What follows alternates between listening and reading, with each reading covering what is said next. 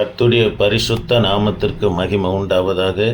தேவ பிள்ளைகளே, உங்களுக்கு நன்மையும் கிருபையும் தொடர நம்முடைய கர்த்தராகிய இயேசு கிறிஸ்து கிருபை செய்வாராக.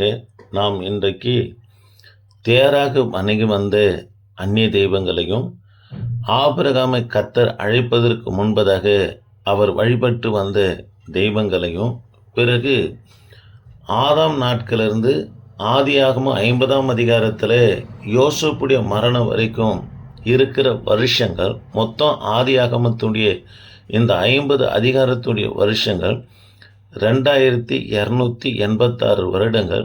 இதை குறித்து தான் நாம் தியானிக்க போகிறோம். கர்த்தருடைய பிள்ளைங்க கவனமாக கேளுங்க. ஆண்டவர் உங்களை ஆஸ்வதிப்பார். ஆபிரகாமின் தகப்பனார் தேராகு சேன் தெய்வத்தை தன்னுடைய பிரதான கடவுளாக கொண்டிருந்தார். இதை தவிர அந்நாட்களில் வாழ்ந்ததான சுமாரியர்கள் இயற்கைகளை தெய்வமாக வணங்க ஆரம்பித்தாங்க.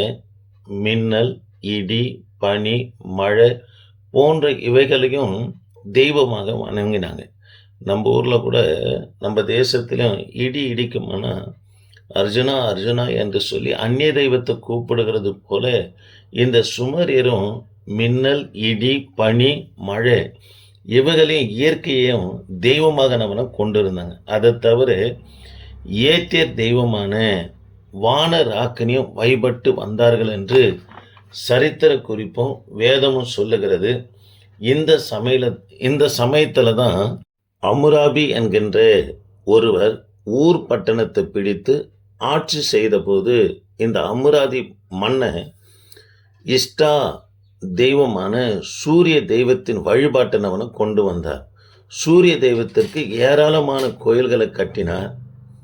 இந்த அமுராபி மன்னன் பயன்படுத்தும் அரசியல் சட்டங்கள் எல்லாம், அதாவது புதிய புதிய சட்டங்களை கொண்டு வந்து, இந்த சட்டங்களெல்லாம் சூரிய தேவனிடத்திலிருந்து நான் பெற்றுக்கொண்டேன் என்று ஒரு பொய்யான கதையை கட்டினவன் விட்டவராக காணப்பட்டார். காரணம், தெய்வ பிள்ளைகளே, இந்த சட்டங்களெல்லாம் கொண்டு வந்தாலும் ஜனங்க எதிர்க்க மாட்டாங்க, அதை அப்படியே ஏற்றுக்கொள்வார்கள் என்று சொல்லி சூரிய தெய்வம் தான் இந்த கட்டளைகள் எல்லாம், அதாவது இந்த சட்டங்கள் எல்லாம் கொடுத்தது என்று சொல்லி ஒரு பொய்யான கதையை கட்டி விட்டார். இப்போ இருக்கிற அரசியல் தலைவர்கள் எப்படி தங்களுக்கு சாதகமாக சட்டங்களை ஏற்றிக்கொள்ளுகிறார்களோ, அதே போல இந்த அமீராபி மன்னனும் தனக்கு பிடித்தமான சட்டங்களை ஜனங்கள் மத்தியில் கொண்டு வந்து ஒடுக்கும்போது ஜனங்க அதை எதிர்ப்பு தெரிவிக்காமல் இருக்க வேண்டும் என்பதற்காக பொய்யான கதையை கட்டி விடுகிறார். இது சூரிய தெய்வத்திடத்திலிருந்து கொடுக்கப்பட்ட கட்டளைகள், அதாவது சட்டங்கள், அதை தான் அமலுக்கு கொண்டு வந்தேன் என்று சொல்லி ஜனங்களை அவனை ஏமாற்றியவனாக காணப்பட்டான். ஒரு காலகட்டத்தில் அம்ராபி மன்னன் சூரிய கடவுளை தான் பிரதான தெய்வமாக வணங்க வேண்டும் என்ற ஒரு சட்டத்தையும் கொண்டு வந்த நிமித்தமா இது காரணமாக வெறுப்படைந்ததான ஆபிரகாமின் தகப்பன் தேராகு ஊர் பட்டணத்தை கல்தையரை விட்டு புறப்பட்டு கானானுக்கு போய் குடியேற வேண்டும் என்று நினைத்தினோம்னா புறப்பட்டு வருகிறார்.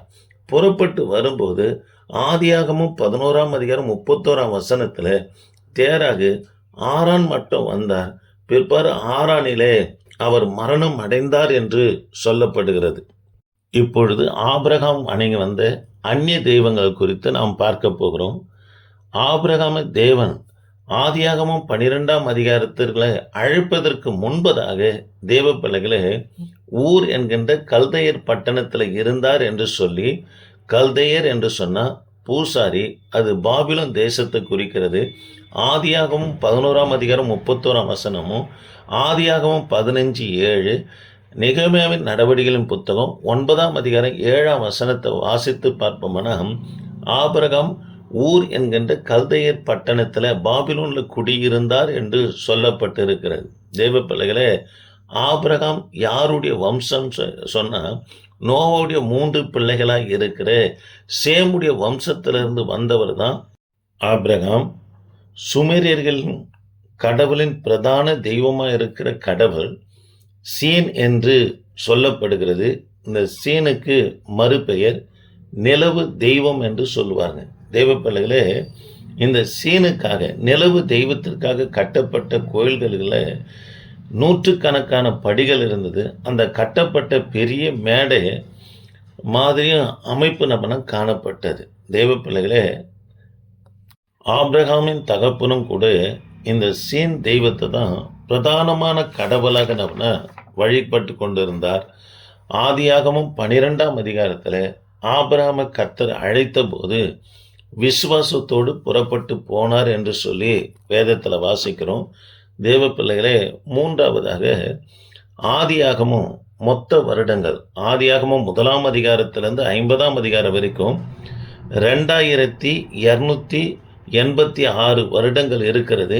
இந்த வருடங்களுடைய கணக்கை நம்ம பார்த்து இந்த பதிவை நாம் முடிக்க போகிறோம்.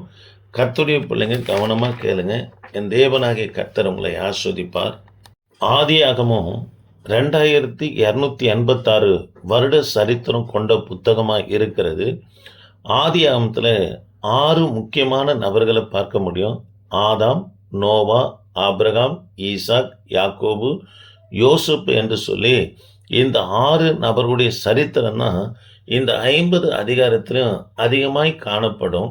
இதை குறித்து தான் நாம் பார்க்க போகிறோம். தேவ பிள்ளைகளே, இந்த 2256 வருட சரித்திர கணக்கெடுப்பு எப்படி எடுத்தார்கள் என்று சொல்லி வேதாகமத்தில் இதற்கு குறிப்பு கொடுக்கப்பட்டு இருக்கிறது. ஆபிரகாம் முதல் நோவாவுடைய பிறப்பு வரைக்கும் 1000 வருட சரித்திரம் பதிவு செய்யப்படுகிறது. இதை குறித்து நாம் அறிந்து கொள்ள வேண்டும் என்று சொன்னால் ஆதியாகமம் 5ஆம் அதிகாரத்தை வாசித்து பார்ப்போம்னா வம்ச வரலாறு கணக்கு பார்த்தா நாம் இதை குறித்து அறிந்து கொள்ள முடியும். இரண்டாவதாக நோவாவுடைய பிறப்பிலிருந்து ஆபிரகாமுடைய பிறப்பு வரைக்கும் தேவ பிள்ளைகளே, அதாவது 1000 வருட சரித்திரம் இருக்கிறது.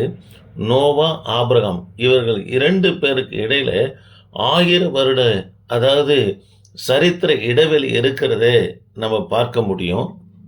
இதனுடைய கணக்கெடுப்பை நாம் அறிந்து கொள்ள வேண்டும் என்று சொன்னால் ஆதியாகமம் 9ஆம் அதிகாரம் முதல் 10ஆம் அதிகாரம் வரைக்கும் உள்ள வம்ச வரலாறுகளை கணக்கு எடுப்போம்னா நோவாவுடைய பிறப்பும் ஆபிரகாமுடைய பிறப்புக்கு இடையில இருக்கிற வருடங்கள் 1000 என்று அறிந்து கொள்ள முடியும். ஆபிரகாமுடைய பிறப்பிலிருந்து யோசேப்புடைய மரணம் 50ஆம் அதிகாரம் ஆதியாகமத்தில் நடக்கிறது. இது வரைக்கும் 286 வருடங்கள். ஆக மொத்தம் தேவ பிள்ளைகளே, ஆதியாகமத்தின் மொத்த சரித்திர வருடங்கள் 2286 ஆண்டுகளாக இருக்கிறது. தேவ பிள்ளைகளே, எது தேவையோ அதை மட்டும்தான் நம்முடைய வேதாகமத்தில் நம்ம கர்த்தர் வைத்திருக்கிறார். ஆக ஊழியத்திலும் சரி, குடும்பத்திலும் சரி, தேவை இல்லாததை நம்ம சேர்க்கவே கூடாது. எதை கர்த்தர் சொல்லுகிறாரோ, எவைகளை கர்த்தர் செய்ய சொல்லுகிறாரோ அவைகளை செய்ய வேண்டும். இதை தான் ஆண்டவர் சொல்றாரு.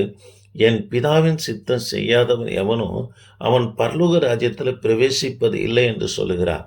குடும்ப சமாதானத்தை, ஊழிய ஆசீர்வாதத்தை காக்க வேண்டும் என்று சொன்னால் தேவ பிள்ளைகளே, நமக்கு கர்த்தர் என்ன சொல்லுகிறாரோ அதை மட்டும்தான் செய்ய வேணும். வெளி காரியங்கள் ஒன்றும் கொண்டு வந்து ஊழியத்தையும் குடும்பத்தினுடைய ஆசீர்வாதத்தையும் கர்த்தருடைய பிள்ளைங்க கெடுத்து கொள்ளவே கூடாது. தேவ பிள்ளைகளே, வீணான வார்த்தைக்கு நம்ம கணக்கு கொடுப்போம் என்று சொல்லி வேதாந்தத்தில் சொல்லப்படுது. ஆகவே தான் வேதத்தில் என்ன நமக்கு தேவையோ அதை கர்த்தர் நம்ம கொடுத்து வைத்திருக்கிறார். அல்லேலூயா. தேவ பிள்ளைகளே, வீண் என்ற தலைப்பில் உங்களோடு ஒரு சில காரியங்களை பேசும்படியாக விரும்புகிறேன். நீதிமொழிகளின் புத்தகம் 23:18 உன் நம்பிக்கை வீண் போகாது என்று கர்த்தர் சொல்லுகிறார்.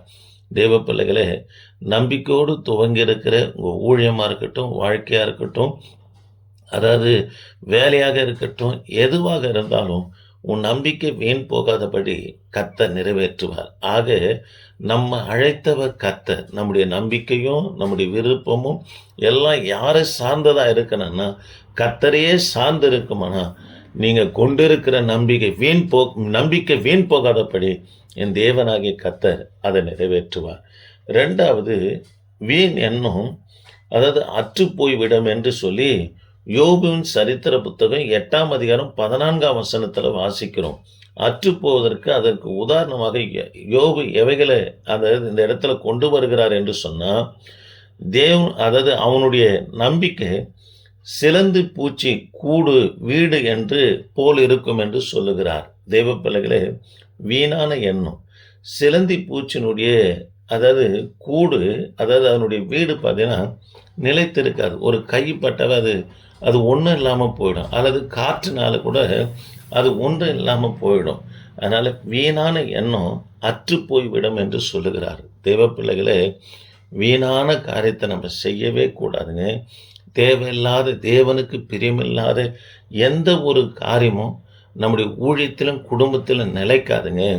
தேவ பாதத்தில் காத்திருந்து, கர்த்தாவே என்ன நீங்கள் செய்ய சித்தமாக இருக்கிறீர்கள் என்று கேட்டு நாம் செய்வோம்னா நிச்சயமாக நம் தேவனாகி கர்த்தர் அதை நிறைவேற்றுவார். எத்தனையோ பேர் அதாவது வீணான கர்த்தர் சொல்லாத இடங்களில் சபைகளை ஸ்தாபித்து, அதாவது பெண் எடுத்து பெண் கொடுத்து, அதாவது எவ்வளோ நிலைத்திராத காரியங்களை, அதாவது அந்த காரியங்களாம் நிற்காதபடி போனதை எத்தனையோ பேர் சொல்லி அடியேன் கேள்விப்பட்டு இருக்கிறேன். தேவ பிள்ளைகளே, 3வது காரியம் அழகும் வீண் என்று நீதிமொழிகளின் புத்தகம் 31ஆம் அதிகாரம் 30ஆம் வசனத்தில் வாசிக்கிறோம். கர்த்தரால் புகழப்பட வேண்டும் என்று சொல்லப்படுகிறது. தேவ பிள்ளைகளே, அழகு வீணுங்க, உலக ஆடம்பரம் வீணுங்க, தன் அலங்கரித்து கொள்வதும் வேணுங்க. இன்றைக்கு இருக்கிற வாலிபம் நாளைக்கு இல்லைங்க. இன்றைக்கு இருக்கிற அழகு நாளைக்கு இல்லாமல் போயிடுங்க. ஆனால் தேவ பிள்ளைகளே, நீங்களும் நானும் கர்த்தரால் புகழப்படுவோமானா என்றென்றும் கர்த்தர் நம்மை ஆஸ்வதிப்பார். கர்த்தர் யாரெல்லாம் புகழ்ந்தார்னா, தாவீதை புகழ்ந்தார். என் இருதயத்துக்கு ஏற்ற தாசன் என்று கர்த்தர் புகழ்ந்தார். அது மாத்திரமல்ல, தேவ பிள்ளைகள் 100க்கு அதிபதியாக இருக்கிற பலிரேசுடைய விசுவாசத்தை கர்த்தர் புகழ்ந்தார். இப்பேற்பட்ட விசுவாசத்தை அதாவது இஸ்ரவேலுக்குள்ள கூட நாம் பார்க்கல என்று சொல்லுகிறார். ஆக தேவ பிள்ளைகளே, கர்த்தரால் நாம் புகழப்படுவோமானா உண்மையாலுமே நம்ம ஆஸ்வதிக்கப்படுவோம். ஜெபிப்போம். கிருபையின் தேவனே, இந்த வார்த்தை கேட்ட ஒவ்வொரு பிள்ளைகளுக்காய் ஸ்தோத்திரம். கர்த்தர் நீங்கள் ஆசீர்வதிங்க. தொடர்ந்து உமது கரம் ஆண்டவரே இந்த வார்த்தை கேட்கிற பிள்ளைகளோடு இருக்கட்டும். இயேசு நாமத்தில் ஜெபிக்க நல்ல பிதாவே, ஆமேன்.